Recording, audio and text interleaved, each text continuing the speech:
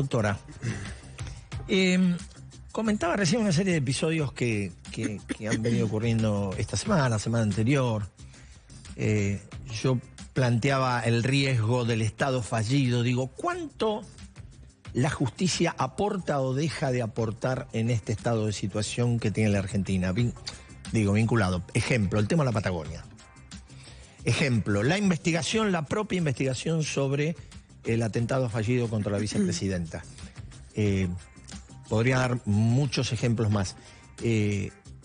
¿Cuál es o cómo visualiza usted desde la justicia este rol que le cabe al Poder Judicial? Bueno, ya decía el sociólogo alemán Max Weber que el Estado es el monopolio de la violencia. Como usted decía, esa es la definición por excelencia. También hemos estudiado en la Facultad de Derecho en su momento que un poco las sociedades y los estados se forman por lo que Rousseau llamaba el contrato social, ¿no? Los ciudadanos... ¿Hay contrato social ahora? Y sí, la Constitución y todo el cuerpo normativo, y tenemos las instituciones del Estado, los tres poderes del Estado, que tenemos el deber de cumplir con las funciones que delinea la Constitución Nacional y las leyes nacionales. Usted se refería a distintos episodios que implican una ausencia del Estado y que el ciudadano esté tomando de hecho la función que le compete al Estado. Claro. Estamos, por ejemplo, con episodios bastante preocupantes en las escuelas, donde se demuestra un poco la ausencia del Estado, con ministros de educación con distintas posturas, y se está como politizando este conflicto, porque en realidad los reclamos que puedan realizarse legítimamente respecto de aquellas escuelas públicas que dependen del gobierno de la Ciudad de Buenos Aires no escapa a la realidad que viven tantas escuelas públicas en el interior del país. Y no vemos que otras escuelas, como ocurre con el caso de Carlos Pellegrini, Nacional Buenos Aires, se solidaricen con esa situación, de hecho, que está ocurriendo en tantas escuelas del interior, además, que tienen serias falencias, además, y mucho más graves, ¿no? Además está el tema, y recién pasábamos, que yo me lo pasé de largo, un comunicado de las autoridades del Carlos Pellegrini, donde... marcaban, bueno, nos han notificado que van a tomar el colegio. El centro de estudiantes nos notifica que van a tomar el colegio. Un vicerrector del Mariano Acosta que hace un acto con un contenido político muy notable en favor de la toma. Digo, allí hay como una confusión de papeles o de roles, ¿no? Y yo desconozco si padres de otros menores que están siendo privados de su derecho a la educación con motivo de esta toma de las escuelas y este impedimento de ingresar a hacer legítimo ejercicio de su derecho a la educación han interpuesto amparos frente a lo que es la privación de un derecho.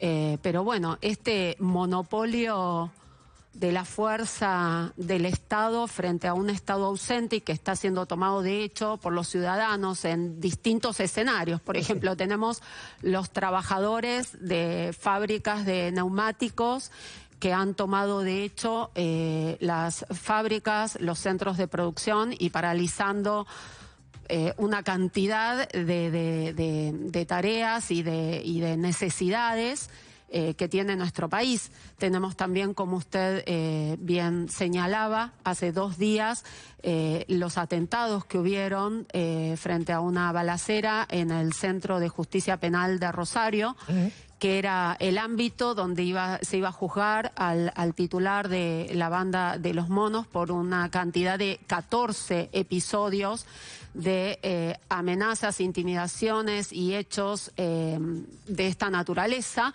en no solo dependencias del Poder Judicial, Ministerio Público Fiscal, sino también en viviendas de varios jueces y fiscales de la ciudad de Rosario. Sí. Y esto se está replicando, lamentablemente. Es como que hay un efecto en cadena donde frente a la ausencia del Estado, los ciudadanos reclaman por el ejercicio legítimo de sus derechos, tomando para sí medidas de fuerza, porque evidentemente entonces es la justicia la que no está dando respuesta o no confían en que el acceso a la justicia les va a garantizar el ejercicio y goce de esos derechos. Doctora, en este contexto, y tal vez resulte un poco extemporáneo, pero el gobierno, el oficialismo está avanzando con una propuesta de aumentar de 5 a 15 el número de integrantes de la Corte Suprema de Justicia. ¿Qué piensa usted? Primero pienso que hace un año que la Corte está integrada por 4 miembros, todos de ellos hombres, desde que la doctora Carmen Argibay falleció el 10 de mayo del año 2014, luego renunció la doctora Hayton de Nolasco el 1 de noviembre del año pasado y no se ha cubierto esta quinta vacante, no obstante que hubo un decreto muy importante del gobierno de Néstor Kirchner en el cual dispuso una autolimitación a las atribuciones del Poder Ejecutivo para la selección y designación de nuevos integrantes, y ahí lo que destaca es la importancia de respetar la igualdad de género y, por otro lado, la representación de las regiones. Hoy tenemos una Corte integrada por 4 miembros de sexo masculino, con lo cual no se está respetando la igualdad de género. No obstante, la vigencia de la ley Micaela, le comento para la audiencia y los que desconocen los postulados de esta ley es una ley que obliga a capacitar a todos los funcionarios y magistrados del Estado, de los 3 poderes, sobre la cuestión de género. Y esto es imperativo. Todos recibimos capacitación sobre cómo hacer realidad esto. Ahora tenemos el máximo tribunal de justicia del país que no cumple con este requisito de la paridad de género. Entonces, lo primero creo es que debiera cubrirse esa vacante con una integrante femenina y además debiera cumplirse también con el mandato de este decreto tan importante que está vigente desde el año 2003 y que manda a que la Corte tenga una representación regional. Hoy en día tenemos a 3 representantes de la región centro, dado que los doctores Lorenzetti y Rosati son de la provincia de Santa Fe, el doctor Maqueda es de la provincia de Córdoba y un integrante de lo que es la región Buenos Aires.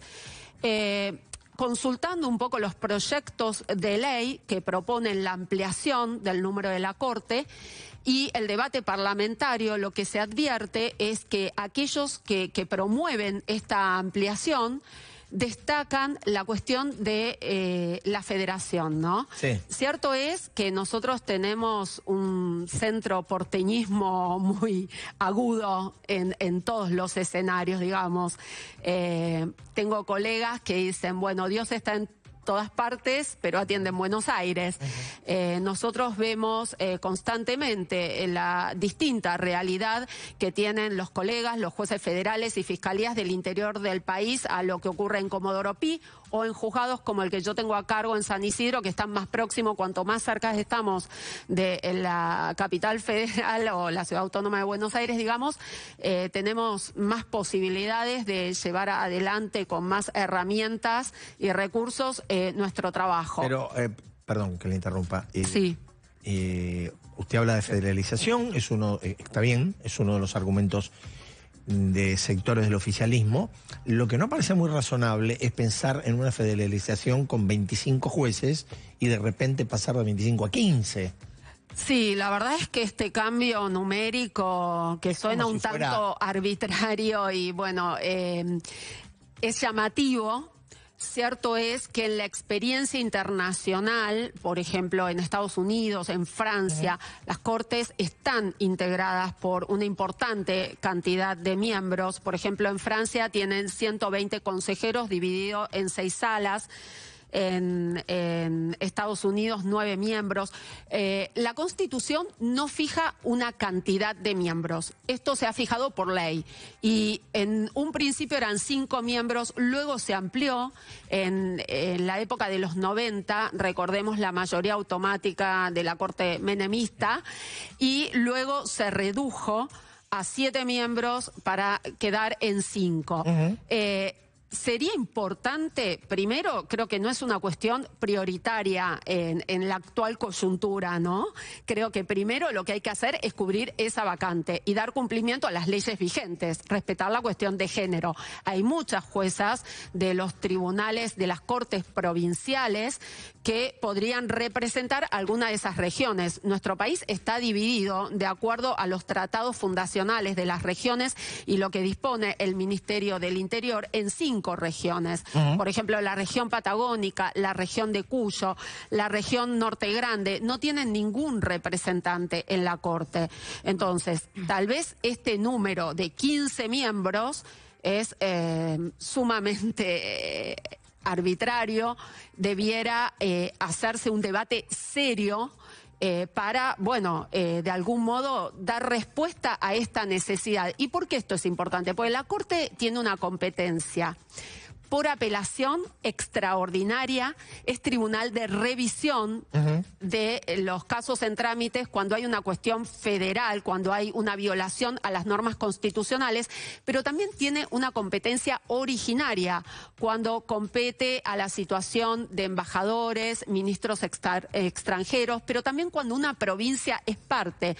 Por eso es tan importante que en la Corte estén representadas las distintas regiones, porque tienen distintas realidades. Doctora, entonces, a ver, lo que se entiende es que hace falta, de sus palabras, que hace falta una reforma de la Corte, más miembros, alguna mujer, porque no hay mujeres, pero no está de acuerdo con el proyecto oficial, que inclusive el mamarracho del proyecto oficial es que debatieron 25 y alguien tachó a mano el proyecto y aparecieron 15. Ahora, ¿qué reforma de la justicia hay que hacer en la Argentina? Primero, yo creo que la reforma de la Corte no pienso que sea la cuestión prioritaria. O sea, con respecto a lo que dijo usted, yo no estoy diciendo que es necesario reformar la actual integración de la Corte. Creo que hay otras necesidades, que es cubrir la vacante, cumplir con la cuestión de género. Si se plantea una ampliación de la Corte, debiera tenerse presente la necesidad de miembros que se necesitarían para que todas las regiones de nuestro país se encuentren representadas. Pero entiendo que la justicia demanda otras reformas y tiene otras prioridades. La designación de un procurador general de la Nación y no, como es el caso de un magistrado, el doctor Casal, que tiene amplia trayectoria académica, profesional y experiencia, y nadie duda de su idoneidad, pero lo cierto es que no se le ha dado el respaldo institucional que necesita el Ministerio Público Fiscal, que es ni más ni menos quienes representan los intereses generales de la sociedad en la persecución del delito, fijan las cuestiones de política criminal, y él está en calidad de subrogante, en calidad de interino, con una inestabilidad que no contribuye a fortalecer al Ministerio Público Fiscal. De otra parte, perdón, si me deja hacer una observación que me parece altamente preocupante, porque yo trabajé un tiempo en el Senado de la Nación y a veces se sancionan leyes con una técnica legislativa muy preocupante, y con respecto a la Corte, a mí me parece que hay dos cuestiones importantes: la cuestión de género y la cuestión federal, como usted bien decía.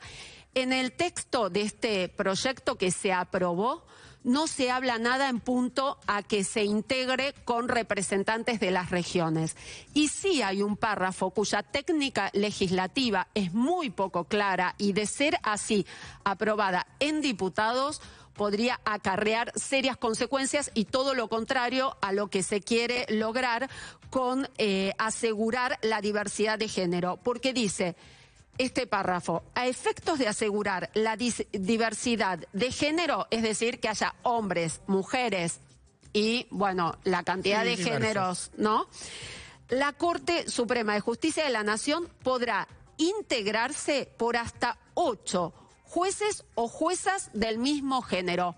Podrá integrarse por hasta 8 jueces o juezas del mismo género. O sea que la Corte puede estar integrada por 8 jueces hombres, o puede estar integrada por 8 juezas mujeres. Esto es preocupante porque en realidad esto no garantiza la diversidad de género que se pretende. Y otra cuestión, esta técnica legislativa entiendo que debiera ser revisada en diputados porque a veces, lamentablemente, los legisladores... bueno, tienen asesores, se supone que especialistas en las diversas materias en que ellos deben intervenir, pero están más focalizados en la cuestión del debate político y el interés político de aprobar o no aprobar tal o cual ley en función de sus intereses coyunturales y después se sancionan leyes con estas deficiencias legislativas que pueden acarrear serias consecuencias, como es admitir que pueda funcionar una corte integrada por 8 jueces masculinos u 8 jueces femeninas.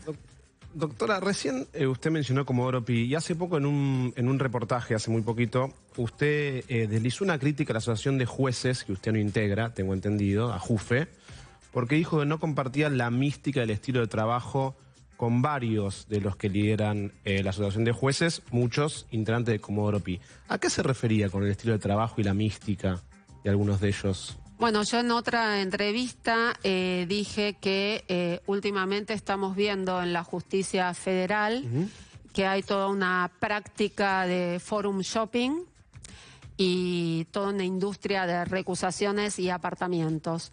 ¿Eso es nuevo? No, no es nuevo. La doctrina del forum shopping se remonta al caso Madjubian, que era un juez nacional en lo criminal de instrucción. Sí, pero esto está cada vez más...